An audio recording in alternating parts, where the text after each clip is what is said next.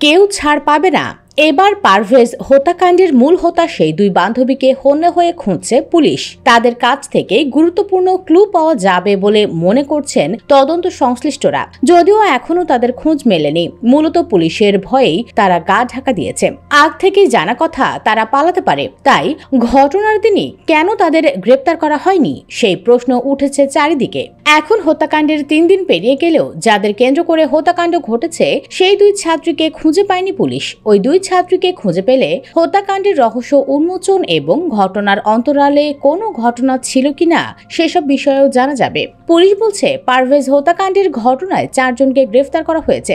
এদের মধ্যে একজন এজাহারভুক্ত আসামি, বাকি 3 জন এজাহারভুক্ত না হলেও হত্যাকাণ্ডের সময় তাদের সিসি ক্যামেরার ফুটেজে দেখা গেছে তারা এখন রিমান্ডে। পারভেজ হত্যাকাণ্ডের দ্বিতীয় দিনের মাথায় ইউনিভার্সিটি অব স্কলার্সের ব্যবসায় প্রশাসন ও ইংরেজি বিভাগের ওই দুই ছাত্রীকে সাময়িক বহিষ্কার করা হয়েছে। সিসি ক্যামেরার ফুটেজ ও প্রত্যক্ষদর্শীদের সাক্ষ্যে হত্যাকাণ্ডে এই 3 জনের সংশ্লিষ্টতার প্রমাণ পাওয়া গেছে। গ্রেফতার 3 জন এজাহারভুক্ত আসামিদের পরিচিত, তাদের মাধ্যমে হত্যায় জড়িত পলাতক আসামিদের অবস্থান শনাক্তের চেষ্টা চলছে।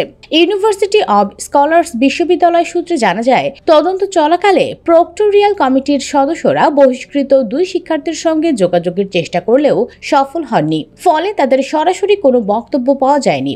বাহ্যিক পরিস্থিতি বিবেচনায় এবং তদন্তের স্বার্থে পুলিশি প্রতিবেদন বা চূড়ান্ত তদন্ত রিপোর্ট না পাওয়া পর্যন্ত তাদের ছাত্রত্ব সাময়িকভাবে স্থগিত থাকবে।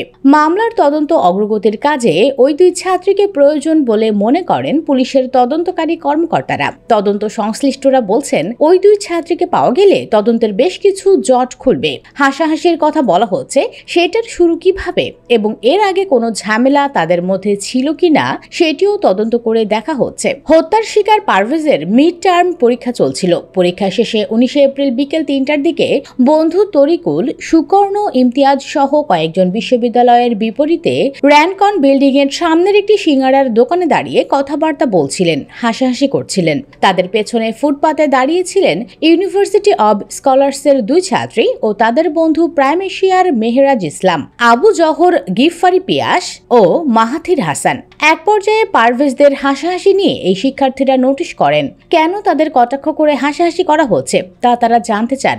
এ নিয়ে তাদের মধ্যে কথা কাটাকাটি হয়। পরে প্রাইম এশিয়া বিশ্ববিদ্যালয়ের প্রক্টর মোশাররফ হোসেন বিষয়টি জানতে পারেন। তার উপস্থিতিতে 2 পক্ষকে ডেকে বিশ্ববিদ্যালয়ের টেক্সটাইল বিভাগের শিক্ষক সুষমা ছোঁয়াতি ও সাইকোলজি বিভাগের শিক্ষক আবুল হাশেম মীমাংসা করে দেন। 2 পক্ষকে মিটমাট করে দেওয়ার পরও পারভেজের উপর হামলার ঘটনা ঘটে এবং তাকে হত্যা করা হয়। এই বিষয়ে পারভেজের সহপাঠীরা বলেন, হামলাকারীরা বান্ধবীদের কাছে নিজেদের ক্ষমতা ও আধিপত্য দেখাতে হামলা চালিয়ে পারভেজকে হত্যা করে।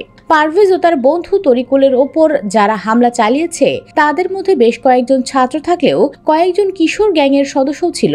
এরা বনানী, মহাখালী ও করাইল বস্তি এলাকায় মাদক সহ বিভিন্ন অপরাধের সঙ্গে জড়িত বলে জানিয়েছে পুলিশ। হত্যাকাণ্ড ও হামলায় 15 থেকে 20 জন অংশ নিলেও এখন পর্যন্ত 11 জনের নাম জানা গেছে। তাদের বিস্তারিত পরিচয় ও কর্মকাণ্ডের বিষয়ে অনুসন্ধান করছে গোয়েন্দারা। সুপ্রিয় দর্শক, এতদিন পর কেন পুলিশ সেই 2 বান্ধবীকে খুঁজছে? আগে কেন ধরল না? ওরাই তো মূল হোতা ছিল, নাকি ওদের পালানোর সুযোগ করে দিয়েছে? এ বিষয়ে আপনার কি অভিমত? কমেন্টে জানিয়ে দিন যে কোনো মতামত। আর অবশ্যই ভিডিওটি লাইক, শেয়ার ও চ্যানেলটি সাবস্ক্রাইব করুন। ধন্যবাদ।